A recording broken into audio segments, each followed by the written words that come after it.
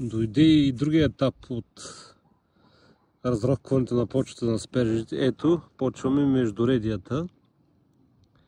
И така до края всичките трябва да станат ето така.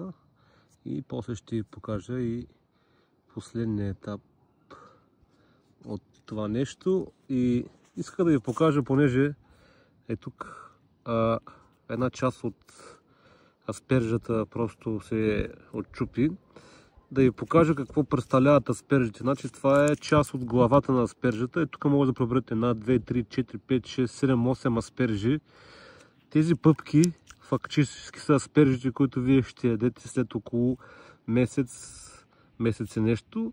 Значи колкото е по-голяма пъпката, толкова ще бъде и самата аспержа по-голяма.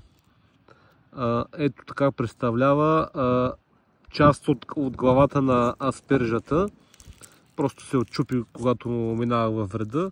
Но ето вижте, това е само част и колко много аспержи има на тази част. Може да си представите, примерно това е една шеста от цялата глава. Значи тук са 8 по 6, горе-долу около 40 аспержи. От много силно растение може да стане нещо, защото това е поле на 6 години, така или иначе. И това е